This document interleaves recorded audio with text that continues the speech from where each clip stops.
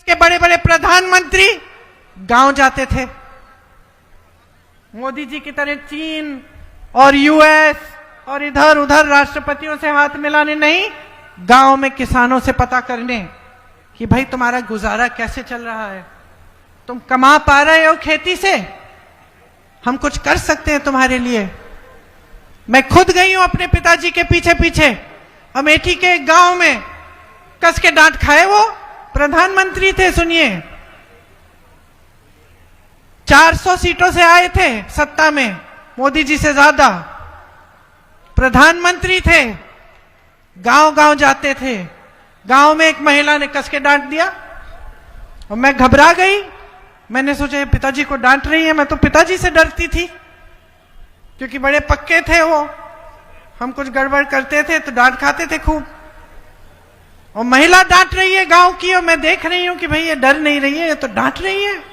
किस लिए डांट रही थी? क्योंकि पिताजी 6 महीने पहले आए थे, उसने कहा था मेरी यहाँ पे मेरे लिए नल लगवाओ घर के सामने, और पिताजी ने हाँ कहा और अब तक नल लगा नहीं था। तो कहने लगी ठीक है राजीव भैया, प्यार तो बहुत करते हैं आपसे, लेकिन वोट नहीं देंगे अगर हमारा नल नहीं लगेगा। ये थी मानसिकता।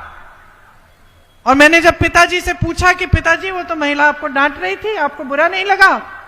तो पिताजी ने कहा कि ये मेरा कर्तव्य है बेटी, और अच्छा लगा कि मुझे डांट पड़ी, क्योंकि इसका मतलब है कि इस महिला को अपने अधिकारों की समझ है, कि ये महिला समझ रही है कि ये सरकार, ये मंत्री, ये सांसद, ये प्रधानमंत्री उसके लिए काम करते हैं, वो समझ रही है।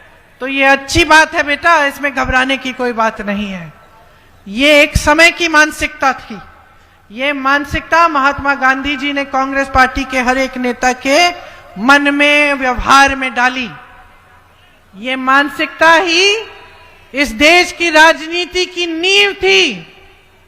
और आज इस देश के प्रधानमंत्री आपके सामने आते हैं और फिजूल की बातें करते हैं, आपके विकास की बात नहीं करते, आपकी नौकरियों, आपके रोजगार की बात नहीं करते, यहां महिलाओं की सुरक्षा की बात नहीं करते। क्या बात करते हैं?